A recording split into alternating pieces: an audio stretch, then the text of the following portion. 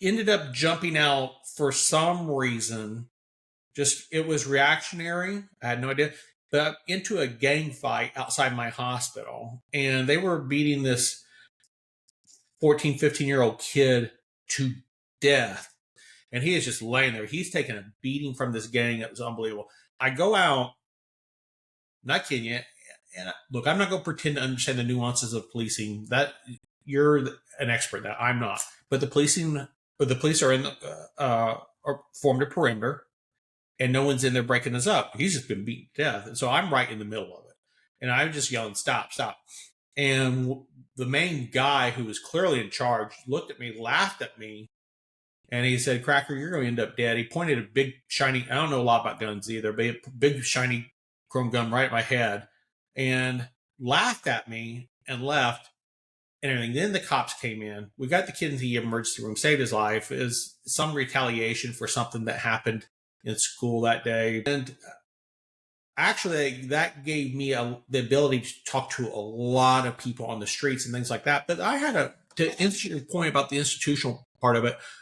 The very next day, I had a commander from the Ninth Ward Police Station come by to talk to me one-on-one to explain to me that you don't police these people, that you clean up the bodies, you do your investigation, and you move on. And I said, but they were going to kill him. And they're like, yeah. I'm like, oh, okay, I get it. And they said, look, you seem to be doing a good job turning this hospital around. We want to support you, and on and on. But you're not going to live through this. And that kind of set the tone for that entire environment down there, where the hospitals are not there to treat. The police are not there to protect.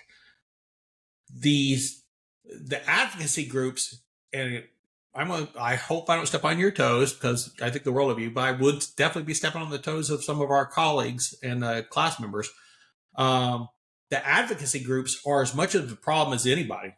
They really are. You've got a bunch of attorneys who I think either can't find a job doing anything else, or they don't know what to do. And so they go, oh, we're going to be advocates.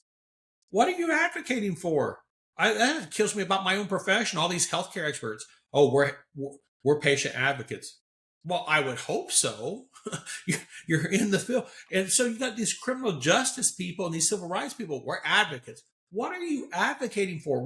It's like a criminologist. Again, no offense to anybody, but it's like when's the last time you saw a criminal? The one thing, RaShall, I'm taking away from this past year at Harvard, proximity. Oh my gosh. If you don't have proximity to the problems, to the central area, if you're not willing to get out there and live it and feel it, then just go write your book, be quiet, sell a few copies.